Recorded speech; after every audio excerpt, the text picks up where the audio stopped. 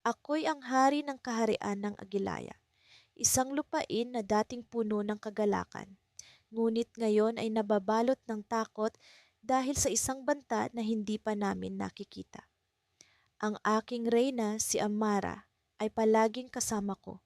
Ang kanyang mga mata ay puno ng pag-asa kahit na ang aming paligid ay tila nagbabanta. Nagsimula ang lahat nang ang isang mahiwagang nilalang ay nagpakita sa aming palasyo. Nagdadala ng mensahe ng panganib na darating. Isang kalamidad ang darating sa inyong kaharian. Wika ng mahiwagang nilalang, ang kanyang tinig ay puno ng misteryo. Ito'y magdadala ng kadiliman na hindi pa ninyo nararanasan at ang inyong bayan ay mangangailangan ng sakripisyo upang mailigtas. Kami ni Amara ay nagkatinginan. Alam naming ang aming responsibilidad sa aming nasasakupan ay mas mahalaga kaysa sa sarili naming kaligtasan. Ngunit ano nga ba ang ibig sabihin ng sakripisyong iyon? Sa mga gabing puno ng pag-aalala, kami ay nag-uusap sa aming silid. Ang mga salita'y bumubulong sa hangin na tila mga lihim na hindi dapat marinig ng sinuman. Paano kung ang sakripisyo ay ang ating mga buhay? Tanong ni Amara. Ang kanyang tinig ay puno ng takot, ngunit may kasamang tapang. Handa ba tayong isuko ang lahat para sa kanila? Ang tanong niyang iyon ay rumargasang tulad ng hangin sa aking isipan. Sa bawat hakbang na aking ginagawa sa palasyo, ang bawat sulok ay tila may mga mata na nakamasid, mga lihim na naghihintay na matuklasan. Ang aming mga tagapayo ay nagbabala. Ang kanilang mga mukha ay puno ng pangamba, ngunit hindi ko maipagkaila ang aking determinasyon. Ang sakripisyo ay hindi laging tungkol sa kamatayan, Amara. Sagot ko sa kanya, ang aking mga kamay ay mahigpit na nakahawak sa kanya. Ngunit kung iyon nga ang kailangan, gagawin ko ito para sa kanila. Isang umaga, habang ang araw ay sumisikat sa silangan, natanggap namin ang balita ng pagdating ng isang hukbo sa aming hangganan. Ang kanilang mga intensyon ay hindi malinaw, ngunit ang takot ay lumaganap sa aming bayan tulad ng isang salot. Ang mga tao ay nagtipon sa gitna ng plaza.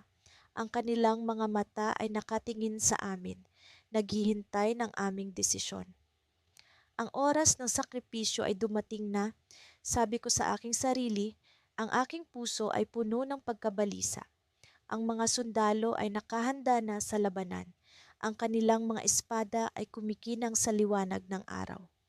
Ngunit sa kabila ng aming paghahanda, alam ko na ang tunay na laban ay hindi sa labas, kundi nasa loob ng aming mga puso.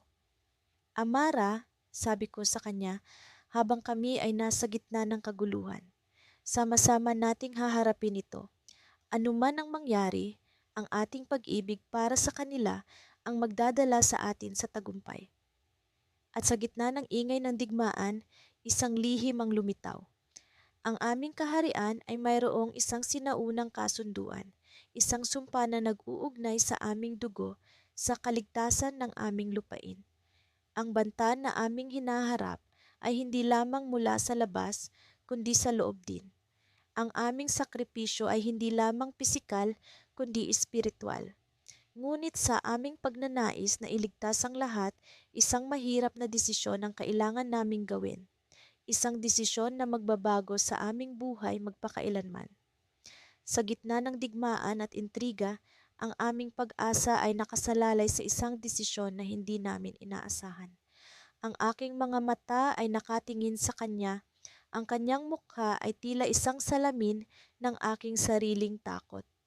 Ngunit sa kabila ng lahat, ang kanyang nangiti ay tila isang sinag ng araw sa gitna ng kadiliman. Sa oras na iyon, natanto ko na hindi lamang ang aming bayan ang nangangailangan ng sakripisyo, kundi pati na rin ang aming mga puso. At sa aming desisyon, isang lihim ang bumalot sa amin. Ako'y muling bumalik sa kasalukuyan habang nakatayo sa balkonahe ng palasyo. Tila ba ang mga alaala ng aming masayang kahapon ay nililipad ng hangin. Ako si Hari Alarik at ito ang kwento ng aming sakripisyo mula sa aking sariling pananaw. Nagsimula ang araw na iyon sa isang masamang balita. Dumating ang mensahero na may dalang balita tungkol sa paparating na hukbo ng mga mananakop. Ang aming kaharian na noon ay isang payapang lugar ay nasa bingit ng panganib. Lahat ng mga tao ay nag-aalala at ang tensyon ay ramdam sa buong palasyo. Ang mensahe ay malinaw. Kami na ang susunod na target.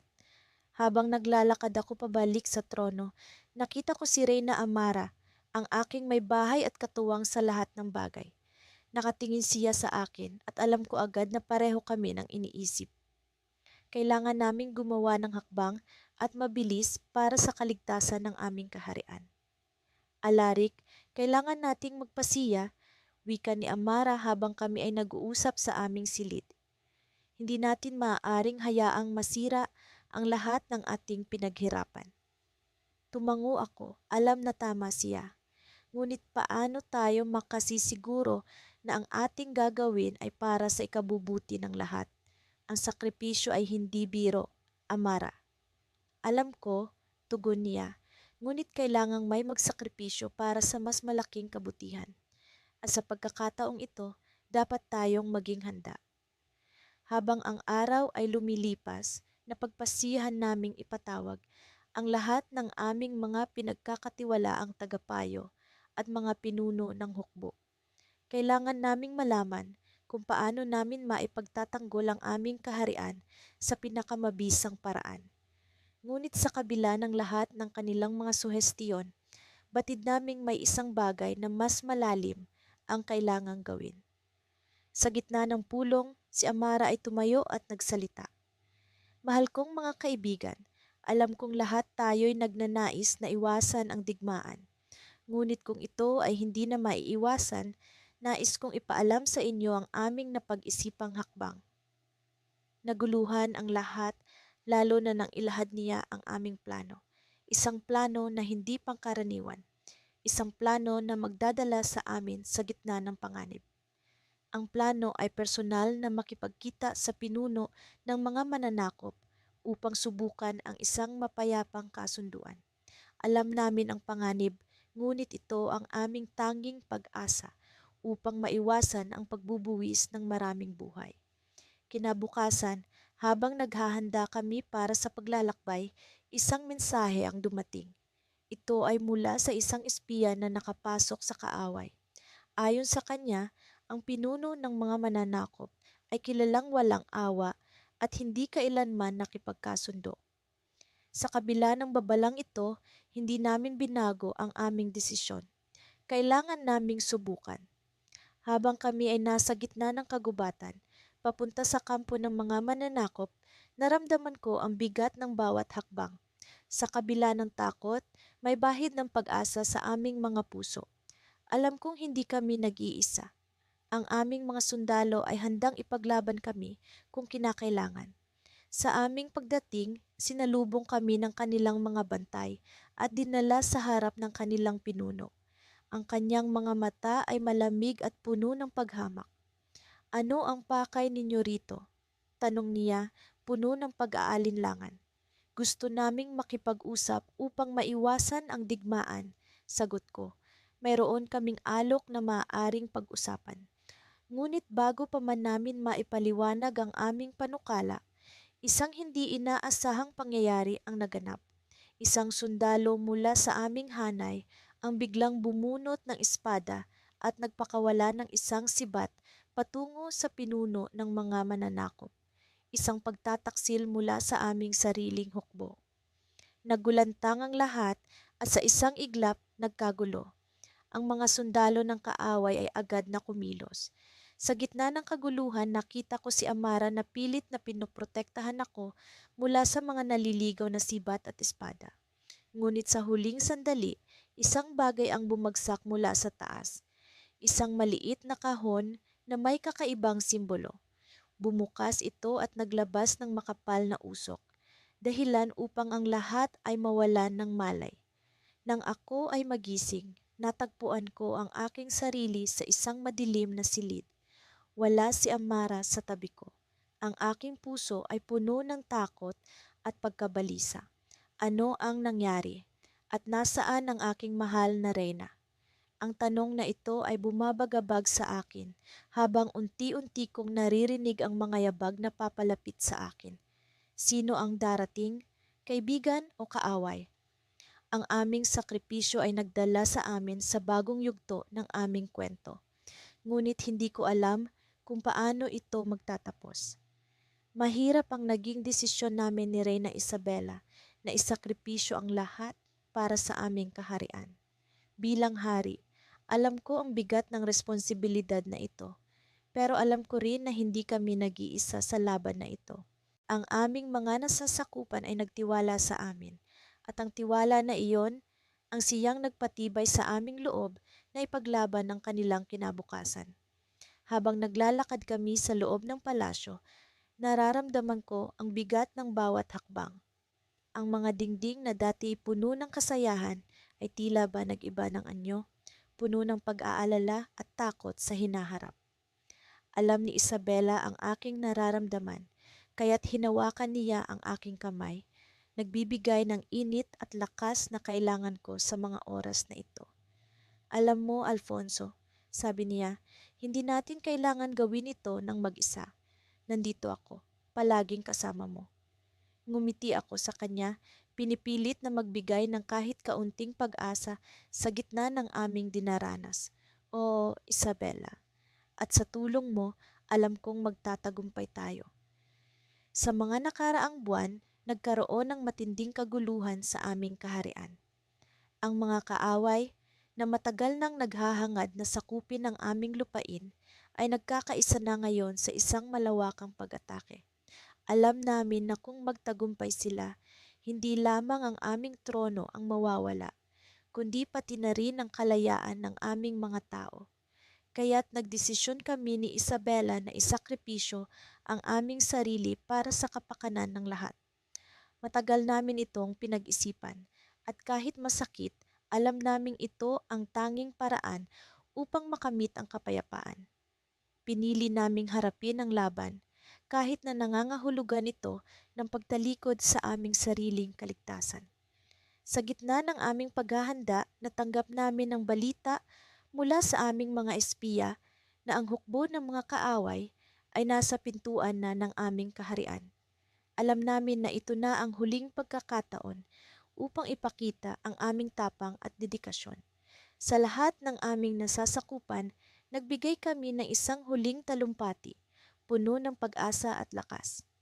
Mga mahal naming mamamayan, panimula ko habang hawak ang kamay ni Isabela. Ang laban na ito ay para sa inyong kalayaan. Kami ni Isabela ay handang mag-alay ng aming buhay para sa inyong kinabukasan. Ang mga tao'y nagpupugay sa amin, ang kanilang mga matay naglalagablab sa determinasyon. Alam ko sa puntong iyon na ang aming sakripisyo ay hindi masasayang. Naramdaman ko ang pagkakaisa ng aming kaharian, isang lakas na hindi matitinag ng sinuman. Pagkatapos ng talumpati, nagpunta kami sa aming pribadong silid upang maghanda sa huling hakbang ng aming plano. Doon, sa gitna ng pag-iisa, nagkaroon kami ng pagkakataon na mag-usap ng masinsinan. Alfonso, sabi ni Isabela habang hinahaplos ang aking pisngi. Handa na ba tayo? Tumango ako, pilit na pinipigil ang pagluha. Oo, Isabela, ito na ang oras. Habang nag-uusap kami, bigla naming narinig ang isang malakas na pagsabog mula sa labas ng palasyo. Ang ingay ay nagpagulo sa aming mga isip at doon ko naramdaman ang bumibilis na tibok ng aking puso. Ang mga kaaway ay nasa loob na ng aming teritoryo. Agad kaming nagmadali palabas ng silid, handang harapin ang panganib. Sa paglabas namin, nakita namin ang aming general na si Don Miguel, duguan at halos hindi na makagalaw. Hari Alfonso, Reyna Isabela, sabi niya habang humihingal. Ang mga kaaway, sila'y mas marami kaysa sa inaasahan natin. Sa kabila ng kanyang kalagayan, nararamdaman ko ang kanyang pagnanais na ipaglaban ang kaharian.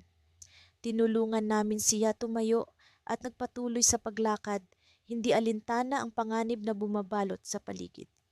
Sa pagdating namin sa tarangkahan ng palasyo, nakita ko ang mga hukbo ng kaaway. Sila'y tila mga anino ng kamatayan, handa ng agawin ang aming trono. Pero sa likod nila, may isang tao akong napansin, isang mukha na hindi ko inaasahan. Siya ay si Prinsipe Carlos, ang kapatid ni Isabela, na matagal nang nawala at pinaniniwala ang pumanaw na. Ang kanyang presensya ay nagbigay ng matinding kalituhan sa akin. Ano ang ginagawa niya dito, kasama ng mga kaaway? Isabela, na tila hindi makapaniwala, ay naglakad papalapit kay Carlos. Carlos, paano mo nagawa ito? Ngumiti si Carlos, ngunit naglalaman ng lungkot ang kanyang mga mata. Isabela, hindi ko ito ginusto, pero may dahilan ako. Ang kanyang mga salita ay nagbigay ng bagong pag-asa, ngunit kasabay nito'y pangamba. Ano ang dahilan ng pagbalik ni Carlos at paano ito makakabuti sa aming kaharian? Ang twist na ito ay nagbukas ng bagong yugto sa aming laban. Kami ni Isabela ay nasa gitna ng isang masalimuot na sitwasyon. Ang tanong ay, paano namin malalaman ang tunay na motibo ni Carlos at paano namin ito magagamit para sa aming kaharian? Sa gitna ng kaguluhan, isang bagay ang malinaw. Ang aming sakripisyo ay hindi pa tapos.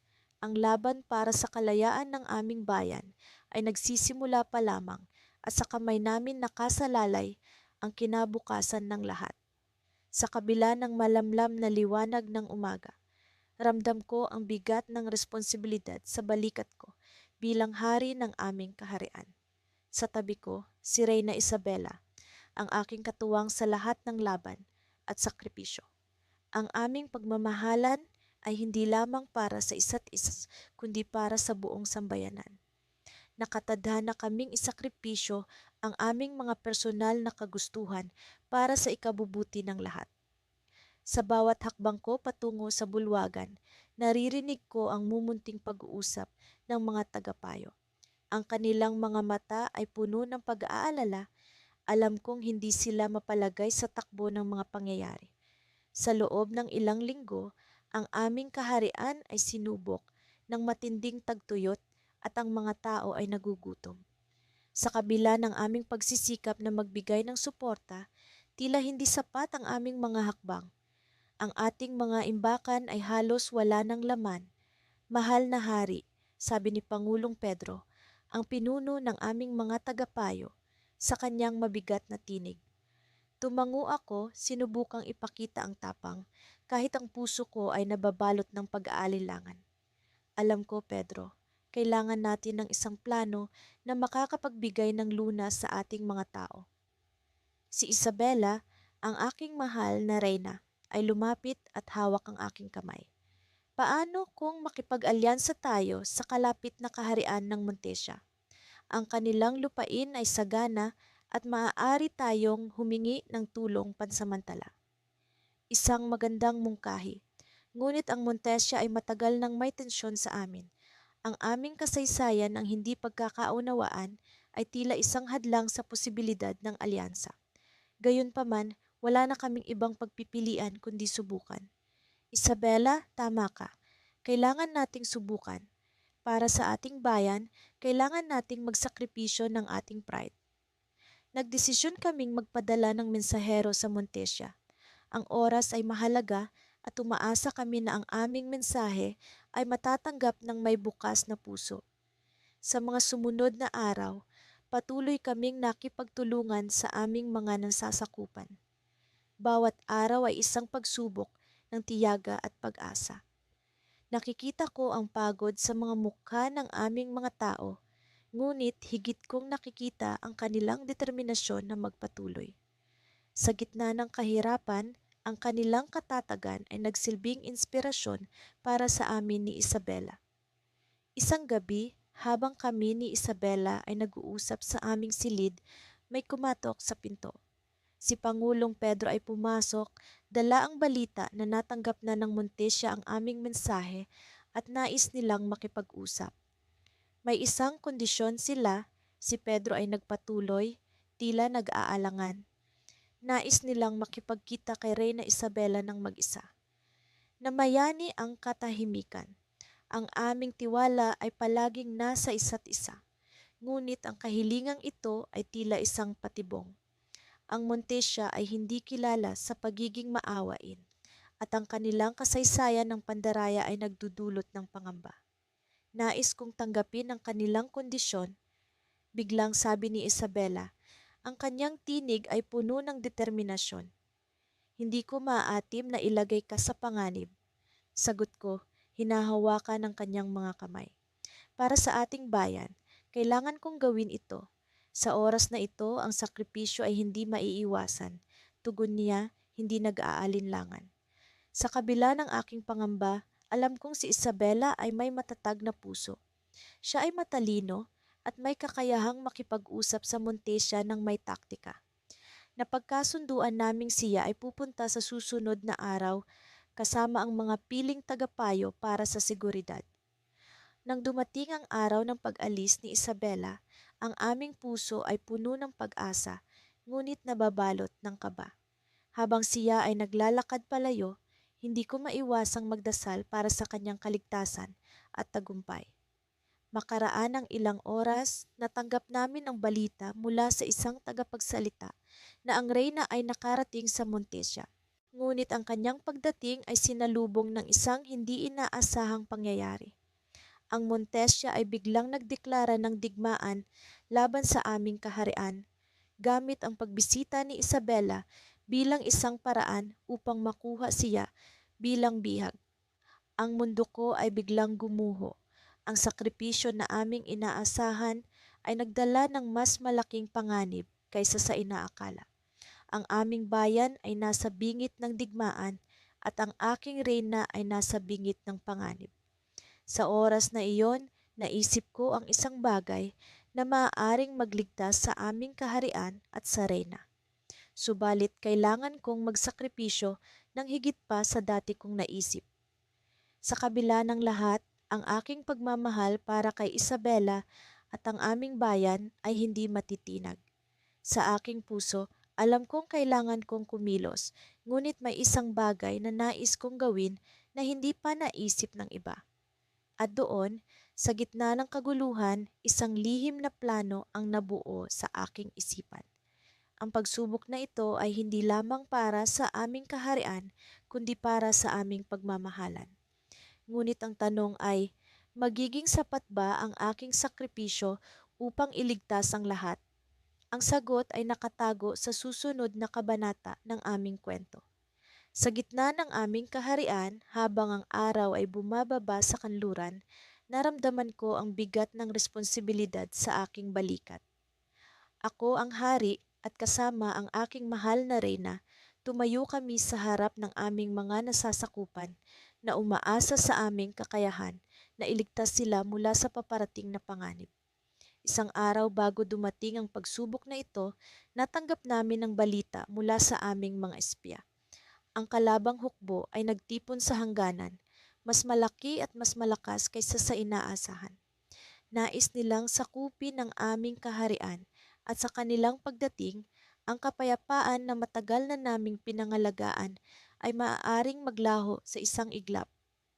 Habang kami ni Reyna Isabela ay naglalakad sa loob ng palasyo, pinag-uusapan namin ang aming mga plano.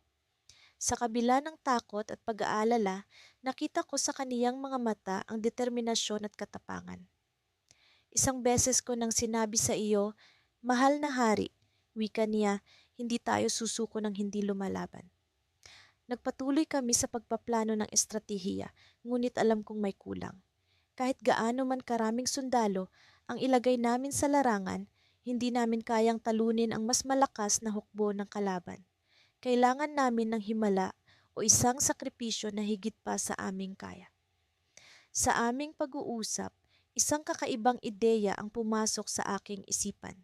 Ito ay isang lihim na mahika na matagal nang ibinilin sa akin ng aking yumaong ama na maaari lamang gamitin sa oras ng sukdulang pangangailangan.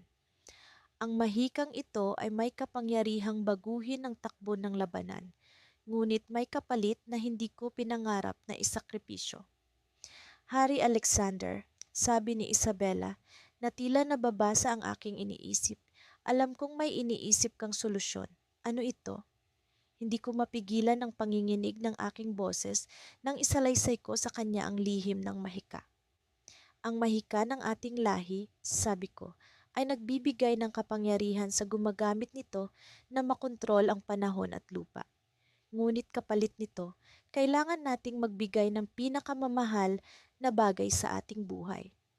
Isang katahimikan ng namayani sa pagitan namin.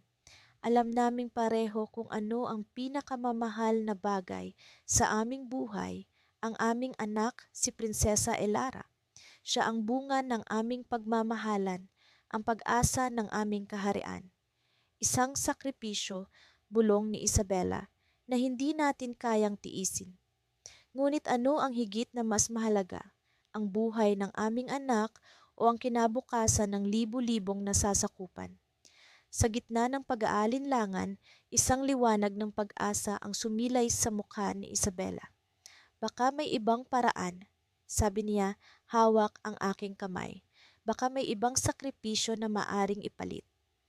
Sa gabing iyon, nagdasal kami sa mga sinaunang Diyos ng aming kaharian. Hiningi namin ang kanilang gabay, ang kanilang awa. At sa aming pagdarasal, isang matandang mangkukulam ang lumapit sa amin. Siya ay isang tagapangalaga ng lihim ng mahika at may dala siyang balita. May paraan, sabi niya, ngunit ito ay may panganib. Ang sakripisyo ay hindi sa prinsesa, kundi sa inyong sarili. Ang inyong pag-ibig, ang inyong alaala. Kapag ginamit ninyo ang mahika, kayo ay mawawala sa alaala ng bawat isa.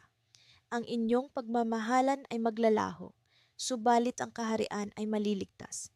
Isang matinding sakit ang bumalot sa aking puso. Paano ko maaring kalimutan ang aking reyna, ang alaala ng aming pagmamahalan, ngunit sa kabila ng sakit, nakita ko ang kasiguraduhan sa mga mata ni Isabela. Para sa kaharian, para kay Elara, sabi niya, kaya ko. Sa huling sandali ng aming pag-uusap, nagdesisyon kami. Sa umaga, bago magsimula ang labanan, gagamitin namin ang mahika. Magsasakripisyo kami ng aming pag-ibig, ang alaala ng bawat halik, bawat yakap. Ngunit bago ang araw sumikat, isang mensahero ang dumating, humihingal, nagdadala ng balita na nagpagulo sa aming mga plano. Hari, Reyna, sigaw niya, may bagong kaalyado na dumating. Sila ay may kapangyarihang katumbas ng kalaban. Hindi niyo na kailangan pang magsakripisyo. Hindi ko maipaliwanag ang damdamin ng pag-asa at pag-aalinlangan na sabay-sabay bumangon sa aking puso. Sino ang mga kaalyado? Ano ang kanilang hangarin? At higit sa lahat, totoo ba ang kanilang sinasabi? Habang nagmamadali kaming papunta sa tarangkahan ng palasyo upang salubungin ang mga bagong dating, isang katanungan ang lumitaw sa aking isipan. Kailangan ba talagang isakripisyo ang aming pag-ibig? O ito'y isang panibagong laro lamang ng tadhana? Ang umaga ay nagbigay ng bagong liwanag, ngunit sa likod ng liwanag na iyon, isang misteryo ang naghihintay na mabuksan, isang twist na maaaring magbago ng lahat. Sa mga sandaling ito, nakatayo ako sa harap ng aming balkonahe, tanaw ang buong kaharian na sa aming pamumuno, aking mahal na reyna, si Elena, at ako ay unti-unting bumangon mula sa mga pagkawasak ng nakaraan. Ang mga tao, kahit nasa gitna ng kahirapan, ay nagpakita ng di matitinag na tapang at determinasyon. Ngunit sa likod ng kanilang mga ngiti at pagsulong, nararamdaman kong may darating na unos, ay isang bagay na mag-uudyok sa amin na gumawa ng mas matinding sakripisyo. Alam mo ba, Elena, sabi ko habang lumapit siya sa akin, napansin ko ang kakaibang paggalaw ng mga bituin kagabi. Umiling siya, ngunit may bakas ng pag-aalala ang kanyang mga mata. Ano ang ibig mong sabihin? Parang may sinasabi sila na may paparating na panganib na hindi natin maiiwasan. Hindi pa man nakakapagsalita si Elena, narinig namin ang biglaang pagdating ng aming tagapayo, si Leon. Kamahalan, may balita po na dapat ninyong malaman.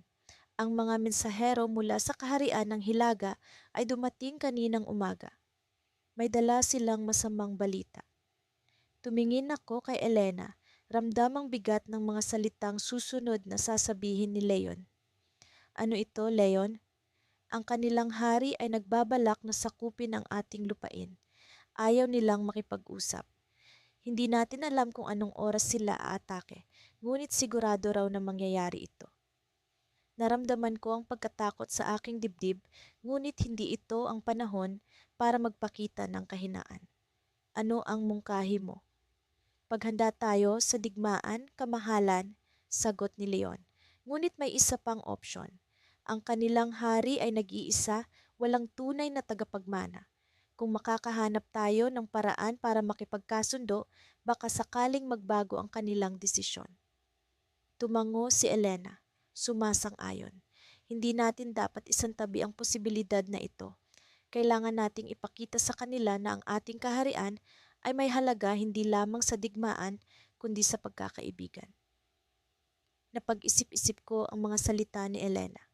Alam kong may panganib sa bawat hakbang na aming gagawin, ngunit hindi ko kayang ilagay sa peligro ang buhay ng aking mga nasasakupan. Kailangan natin ng isang plano, Elena. Isang plano na magtataguyod ng kapayapaan habang handa sa pinakamalalang senaryo. Nagtipon kami ng aming mga tagapayo, mga general at ilang piling kabalyero. Naglatag kami ng estratehiya na hindi lamang para sa digmaan, kundi para sa diplomasyang sanay magdudulot ng kapayapaan. Sa kabila ng lahat, si Elena ang aking inspirasyon. Ang kanyang pananampalataya sa kabutihan ng bawat tao ang nagbigay sa akin ng lakas. Ngunit habang abala kami sa paghahanda, may isang lihim na hindi ko inaasahang matutuklasan. Sa isang lihim na pagpupulong, narinig ko ang usapan ng dalawang tagapayo. Ang isa sa kanila, si Mateo, ay tila may balak na hindi ko mawari. Kapag nagtagumpay ang kaharian ng Hilaga, magiging kapalit nito ang ating kalayaan. Ngunit may tiyak na gantimpala ako sa kanila, kapalit ang buhay ng hari. Nanginig ang aking damdamin. Isang pagtataksil sa loob mismo ng aming kaharian. Hindi ko alam kung paano ito isisiwalat kay Elena nang hindi siya mabibigla. Ngunit kailangang malaman niya ang panganib na hindi lamang mula sa labas, kundi pati na rin mula sa loob. Pagbalik sa aming silid, tahimik akong umupo, tinatanaw ang mga bituin sa labas ng bintana. Si Elena, na palaging may pakiramdam sa aking kalagayan, ay lumapit sa akin. May bumabagabag sa iyo, hindi ba? Tumango ako, pilit na pinipigilan ng takot. Elena, may dapat kang malaman. May pagtataksil sa loob ng ating kaharian. Si Mateo, isa sa mga tagapayo, ay may balak na ipagkanulo tayo. Nanlaki ang kanyang mga mata, ngunit sa halip na takot, nagpakita siya ng determinasyon. Kailangan nating pigilan siya. Dapat tayong magtiwala sa mga taong makakatulong sa atin. Sa gitna ng kaguluhan, ang aming matibay na tiwala sa isa't isa ang naging sandigan. Alam namin na sa bawat sakripisyo, may kapalit na pag-asa. Ngunit sa huling sandali bago kami magdesisyon, may biglang kumatok sa pinto ng aming silid. Isang mensahero, basang-basa at hingal na hingal ang pumasok. Kamahalan, may mahalagang balita. Ang hari ng Hilaga ay napatay sa isang pag-aalsa. Ang bagong pinuno ay nais makipag-usap sa inyo tungkol sa kapayapaan. Napatingin kami ni Elena sa isa't isa, ramdam ang biglaang pag-asang dulot ng balita. Ngunit sa likod ng pag-asa, alam namin na ang misteryo ng pagtataksil ni Mateo ay hindi pa rin nalulutas. Sino ang nasa likod ng pag-aalsa? Paano kami makakasigurado na ang bagong hari ay tunay na naghahangad ng kapayapaan? Sa aming pagtahak sa landas ng kapayapaan, ang mga tanong na ito ay nanatiling nakabitin. Mga tanong na maaaring magdala ng bagong panganib o ng simula ng isang bagong umaga para sa aming kaharian. Sa mga araw na lumipas, nasaksihan ko ang mga pagbabago sa aming kaharian. Ang mga kalye na dati puno ng kalungkutan at takot ay unti-unting napuno ng pag-asa at kasiglahan. Ngunit sa kabila ng mga ito, isang mabigat na pasanin ang patuloy na bumabagabag sa aking isipan. Ako bilang hari at ang aking mahal na reyna ay kapwa may lihim na dinadala para sa ikabubuti ng aming nasasakupan. Isang gabi, habang ang malamlam na liwanag ng buwan ay sumisilip sa bintana ng aming silid, nagpasya kaming mag-usap ng aking mahal na reyna. Ang kanyang mga mata ay puno ng pag-aalala, ngunit determinadong naglalagablab. Alam kong kailangan na naming pag-usapan ang sakripisyong matagal na naming pinag-isipan para sa kapakanan ng lahat. Alam mo, mahal ko, hindi na natin ito maikakaila. Kailangan natin itong gawin para sa bayan. Wika niya habang hawak ang aking kamay. Alam kong tama siya, ang plano namin ay isang hakbang patungo sa isang mas maliwanag na kinabukasan, kahit pa mga hulugan ito ng aming paglayo mula sa trono. Nagsimula akong magsalita. Nais kong malaman mo na handa akong talikuran ng lahat para sa kanila. Ngunit natatakot ako sa maaaring mangyari sa iyo sa atin. Hindi ko maiwasang hindi mag-alala para sa kanya. Ang reyna ko na siyang aking katuwang mula pa noong kami ay nagsimula ay bahagi ng aking kaluluwa. Ngunit sa kanyang nangiti, nakita ko ang lakas na hindi ko akalaing mayroon siya. Kung ito ang tanging paraan para makita nating muli ang nangiti ng ating mga nasasakupan, gagawin ko. At sa katunayan, hindi kita iiwan dahil magkasama nating haharapin ang lahat. Sagot niya ng may katiyakan. Kinabukasan, habang ang araw ay sumisikat, kami ay naglakbay patungo sa isang lugar na saksi sa aming desisyon. Ang sinaunang gubat sa gilid ng kaharian, kung saan naninirahan ang mga espiritu ng aming mga ninuno, ang aming destinasyon. Ayon sa alamat, dito matatagpuan ang mahiwagang puno na may kapangyarihang magbigay buhay at pag-asa sa sino mang magsakripisyo para sa bayan. Habang kami ay lumalapit sa pusod ng kagubatan, naramdaman ko ang kakaibang enerhiya na bumalot sa aming paligid. Ang mga puno ay tila nag-uusap at ang hangin ay puno ng mga bulong na nagmumula sa hindi nakikitang mga nilalang.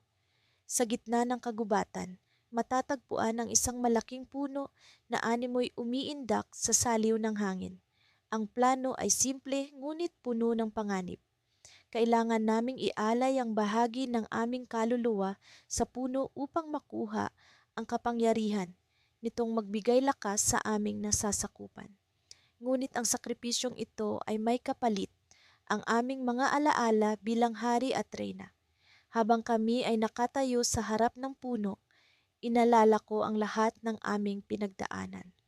Mula sa mga unang araw ng aming pag-ibig hanggang sa mga panahong puno ng pagsubok. Lahat ng ito ay magiging bahagi na lamang ng kagubatan. Ngunit ang pagmamahal namin sa isa't isa at sa aming kaharian ay mananatiling buhay. Naramdaman ko ang malamig na hangin na dumampi sa aking pisngi at narinig ko ang tinig ng reyna. Simulan na natin, mahal ko, ang ating bayan, ang ating tunay na kayamanan. Aniya habang inilalapat ang kanyang kamay sa puno. Sumunod ako at sa sandaling iyon, isang maliwanag na liwanag ang bumalot sa amin. Ngunit bago pa man maganap ang aming sakripisyo, isang hindi inaasahang pangyayari ang naganap. Isang tinig ang umalingaw-ngaw mula sa likuran namin. Huwag niyo itong gawin, may ibang paraan. Nilingon namin ang aming pinagmulang lugar at doon ay tumambad sa amin ang isang matandang mangkukulam na matagal nang naninirahan sa kagubatan.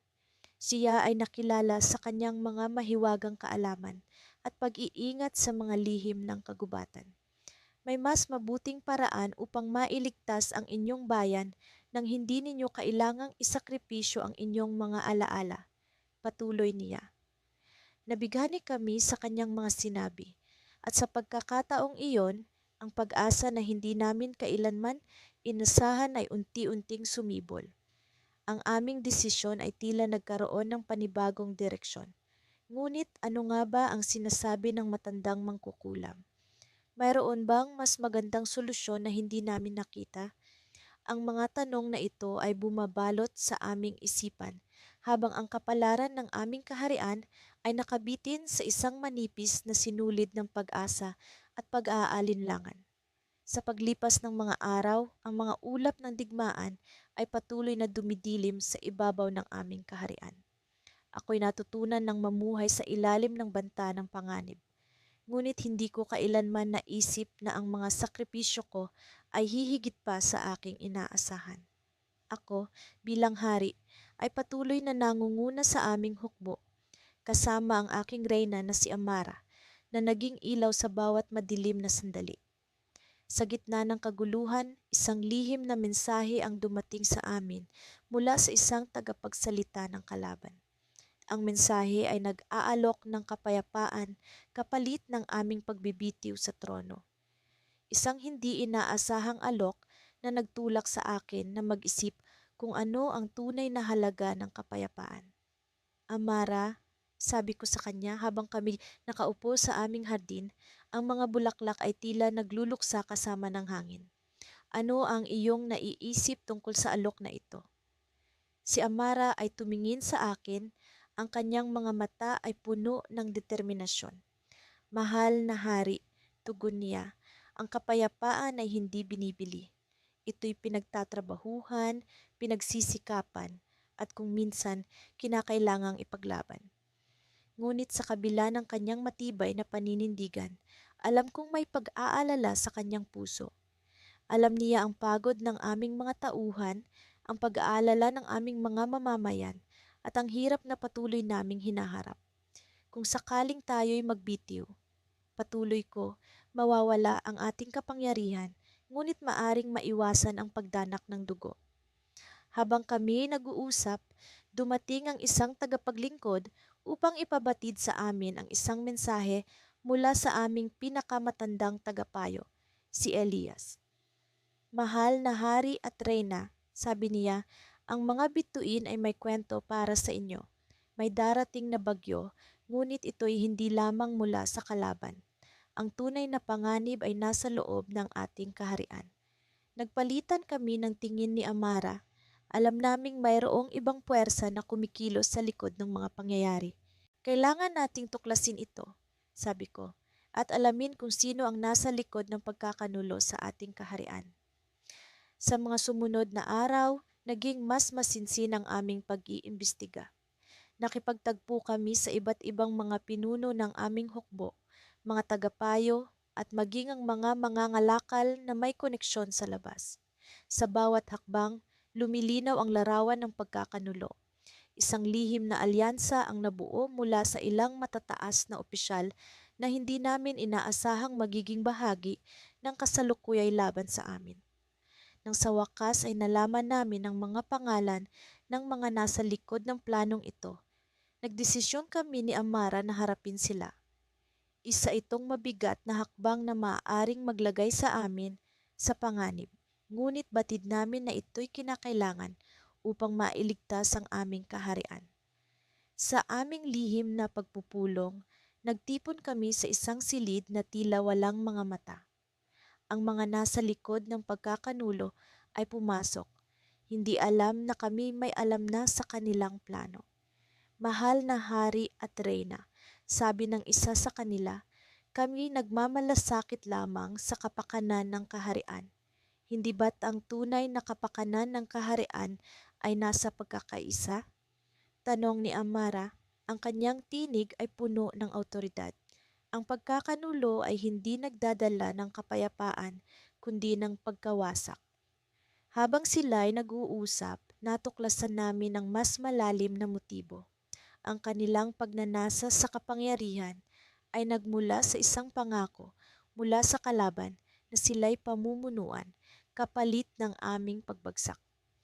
Ngayon, kami nasa harap ng isang mas malaking hamon, ang pagkakaroon ng mga tao sa loob ng aming huwarang kaharian na handang magtaksil para sa kanilang sariling pakinabang.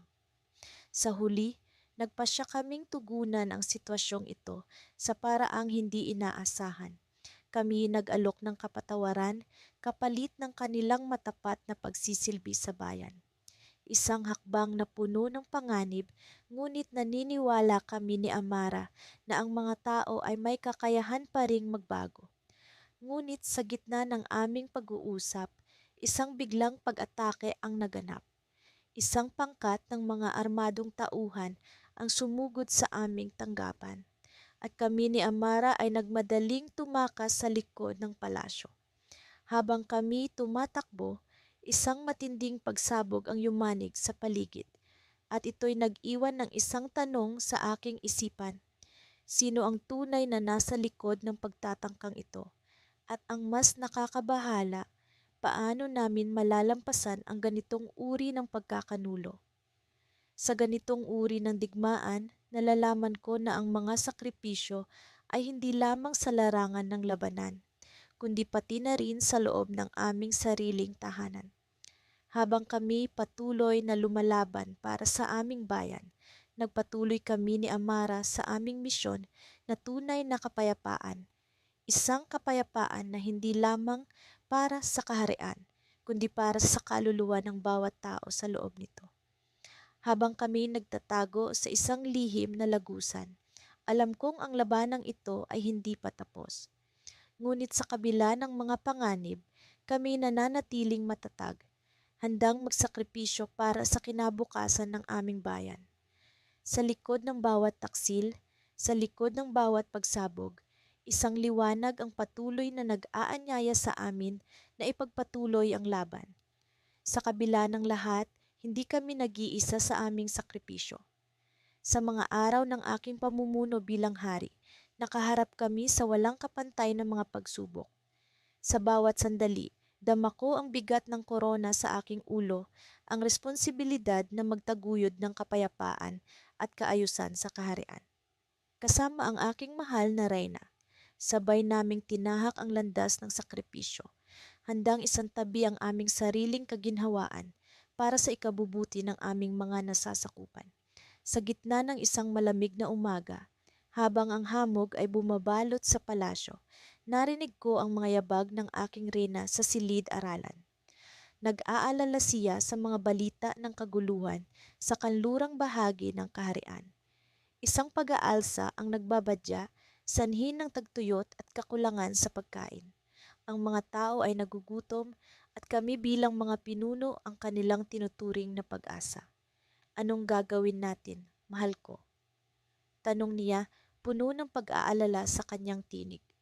Sumagot ako habang nakatingin sa mapa ng aming kaharian na nakalatag sa harapan. Hindi natin sila maaaring pabayaan. Kailangan nating gumawa ng paraan upang matulungan ang mga nagugutom. Agad naming tinipon ang mga konseho ng kaharian, ang mga tagapayo, mga general at mga pinuno ng iba't ibang tribo ay nagtipon sa bulwagan. Pagkatapos ng mahabang talakayan, napagdesisyonan naming ilaan ang aming sariling kayamanan upang makabili ng mga pagkain at ipamahagi sa mga nangangailangan. Habang pinapanood ko ang mga karwahe na puno ng pagkain, handang ihatid sa iba't ibang dako ng kaharian, naramdaman ko ang isang uri ng pag-asa. Ngunit sa likod ng mga ngiti ng aming mga tao, naroon pa rin ang pangamba. Alam kong hindi ito sapat upang tuluyang mapawi ang gutom na nararanasan nila. Bilang isang hari, lagi kong iniisip ang mga hakbang na maaari naming gawin upang masiguro ang kinabukasan ng aming bayan. Sa kabila ng sakripisyo, may mga panahon na ang aming pagsisikap ay tila nauuwi lamang sa kawalan. Isang gabi, habang ako'y nagmumuni-muni sa harap ng aming hardin, lumapit ang reyna sa akin. Sa ilalim ng liwanag ng buwan, kanyang binitawan ang isang lihim na matagal nang bumabagabag sa kanyang puso. May nakita akong propesiya, mahal ko, bulong niya, halos hindi ko marinig ang kanyang boses. Isang sinaunang tala mula sa ating mga ninuno. Nagsasaad ito na darating ang isang araw na ang ating sakripisyo ay magbubunga ng isang dakilang pagbabago, ngunit may kapalit. Napatingin ako sa kanya puno ng pagtataka at takot. Anong kapalit? Ang ating buhay, sagot niya, may luha sa kanyang mga mata. Nang gabing iyon, hindi ako nakatulog. Ang mga salita ng Reyna ay paulit-ulit na umalingaw-ngaw sa aking isipan. Kung ang aming sakripisyo ay nangangahulugan ng pagtatapos ng aming pag-iral, handa ba akong tanggapin ito para sa ikabubuti ng aming bayan? Paano kung ang propesya ay nagkakamali? Ngunit sa kabila ng takot, alam kong hindi kami maaaring umatras. Sa sumunod na araw, nagpatuloy kami sa aming mga gawain. Ang pamamahagi ng pagkain ay umabot na sa pinakadulong sulok ng kaharian. Maraming buhay ang nasagip at ang aming mga tao ay nagkaroon ng pag-asa. Ngunit habang lumalalim ang gabi, isang hindi inaasahang sakuna ang dumating. Isang matinding bagyo ang nagbabadya na sumalanta sa buong kaharian. Lahat ng aming pinagpaguran ay tila mauuwi sa wala kung hindi agad kikilos. Agad kaming nagtipon ng mga tauhan upang maghanda. Sa kabila ng panganib, kami ng Reyna ay nagdesisyon na sumama sa kanila upang personal na masiguro ang kaligtasan ng aming mga tao. Habang binabaybay namin ang madilim na kagubatan, ang hangin ay tila humahagupit sa amin. Ang mga patak ng ulan ay nagiging parang mga karayom sa aming balat. At sa gitna ng kaguluhan, isang nakagugulat na pangyayari ang naganap. Isang kidlat ang bumagsak sa amin at naramdaman ko ang matinding sakit na bumalot sa aking katawan. Ang Reyna ay sumigaw, ngunit ang kanyang tinig ay nawala sa kasagsagan ng bagyo. Sa huling sandali ng aking kamalayan, naisip ko ang aming sakripisyo at ang propesiyang binitawan ng Reyna. Nang ako'y magmulat ng mata, hindi ko alam kung ako'y nasa kabilang buhay na. Ngunit naramdaman ko ang init ng kanyang palad na nakahawak sa akin, tanda ng aming patuloy na pag-iral. Ngunit sa ligod ng aming kaligtasan, naroon ang isang kakaibang liwanag sa kalangitan, isang senyales na ang aming sakripisyo ay hindi pa tapos.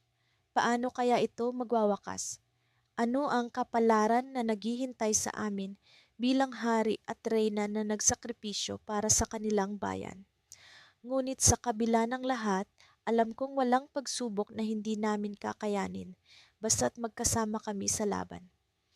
Ang mga araw sa palasyo ay tila naging mas mahahaba habang patuloy na dinadama ng aming kaharian ang nagbabadyang panganib mula sa mga kalapit na kaharian. Ako, bilang hari, ay patuloy na nagmumuni-muni sa mga hakbang na aming kailangang gawin upang mapanatili ang kalayaan at kasaganaan ng aming bayan. Ang aking mahal na reyna, si Amara, ay palaging nasa aking tabi. Matiyagang nag-aalay ng kanyang karunungan at pagmamahal na tila hindi nauubos. Sa kabila ng aming mga pagsisikap, ang ulap ng digmaan ay tila hindi na mapipigilan. Ang mga mensahero mula sa silangan ay nagdala ng balita na ang hukbo ng kalaban ay patuloy na lumalapit handang sakupin ang aming lupain. Sa bawat pulong ng konseho, nadarama ko ang bigat ng responsibilidad na nakaatang sa aming mga balikat. Ngunit higit pa rito, nariyan ang takot, takot na baka hindi namin magampanan ang aming tungkulin na pangalagaan ang aming mga nasasakupan. Isang gabing maliwanag ang buwan, nagdesisyon kaming maglakad-lakad sa hardin, sa gitna ng mga rosas na paborito ni Amara. Aking mahal, sabi niya, hinawakan ng aking kamay. Mayroong paraan upang mapanatili ang kapayapaan, ngunit ito'y nangangailangan ng sakripisyo. Tumingin ako sa kanya, naguguluhan sa kanyang mga salita. Anong sakripisyo ang iyong tinutukoy?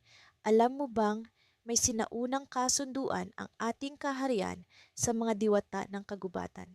Isang kasunduan na nangangakong pananatilihin ang ating kalayaan kapalit ng isang dakilang alay. Napatigil ako, naalala ang mga kwento ng aking ina tungkol sa mga diwata, mga nilalang na makapangyarihan, ngunit bihirang makipag-ugnayan sa mga tao. ngunit matagal nang hindi natin naririnig ang tungkol sa kanila. Paano natin sila makakausap? Ngumiti si Amara, puno ng determinasyon. May paraan, ngunit ito'y delikado at nangangailangan ng dalisay na puso at handang isakripisyo ang lahat. Ako'y naniniwala na ito ang ating tadhana. Hindi ko mawari ang kanyang tapang at lakas ng loob. Ngunit sa kabila ng aking pag-aalinlangan, may bahagi ng aking puso na nagsasabing ito na ang pagkakataon upang iligtas ang aming bayan. Kaya't kami nagdesisyon, pupunta kami sa kagubatan kinabukasan upang hilingin ang tulong ng mga diwata. Kinabukasan, habang ang araw ay sumisikat, kami naglakbay patungo sa kagubatan. Ang mga puno ay tila humihinga at ang hangin ay puno ng misteryo. Sa gitna ng kagubatan, nakarating kami sa isang bukal na sinasabing pugad ng mga diwata. Doon, kami nanalangin at naghintay. Hindi nagtagal, isang liwanag ang bumalot sa paligid at isang diwatang may malakristal na mga pakpak ang lumitaw. Siya'y tumingin sa amin, puno ng awa at pagkakaintindi. Alam namin ang inyong layunin, sabi niya, ang kanyang tinig ay tila musika sa hangin. Ngunit ang alay na aming hinihingi ay hindi basta-basta. Ano ang kailangan ninyo? Tanong ni Amara, matatag ang kanyang boses. Isang puso na puno ng pagmamahal at katapatan. Isang sakripisyo na magpapanumbalik sa balanse ng kalikasan at kapayapaan sa inyong kaharian. Isang katahimikan ang bumalot sa amin at doon ko napagtanto kung ano ang nais ng mga diwata. Tumingin ako kay Amara at sa kanyang mga mata nakita ko ang katatagan at pag-ibig. Amara, hindi ko kayang isakripisyo ka. Bulong ko, puno ng takot at pag-aalala. Ngunit ngumiti siya, puno ng kapanatagan. Ito ang aking tadhana, mahal ko. At sa pamamagitan nito, makakamit natin ang kapayapaan. Habang ang liwanag ng diwata ay bumabalot sa kanya, nadama ko ang pag-ibig na hindi kayang sukatin, isang pag-ibig na handang isakripisyo ang lahat para sa kabutihan ng nakararami. Ngunit habang siya ay unti-unting naglalaho, may narinig akong bulong sa hangin. Hindi pa ito ang wakas. May mas malalim pang layunin ang iyong sakripisyo. At doon, sa gitna ng kagubatan, habang ang liwanag ay unti-unting naglalaho, napagtanto ko na ang aming sakripisyo ay simula pa lamang ng mas malaking kwento. Ngunit anong kwento kaya ito? Ano pa ang hinihintay ng aming tadhana? Ang mga tanong na ito ay nag-iwan ng mabigat na palaisipan sa aking puso habang kami naglakad pabalik sa aming kaharian. Dala ang pag-asang dala ng sakripisyo ni Amara. Ngunit isang tanong ang nananatili. Ano ang sinasabi ng diwata na mas malalim na layunin? Sa mga darating na araw, ito ang magiging palaisipan na kailangan naming tuklasin habang ang aming bayan ay pinapanatili ang kapayapaan na pinagbuwisan ng lahat.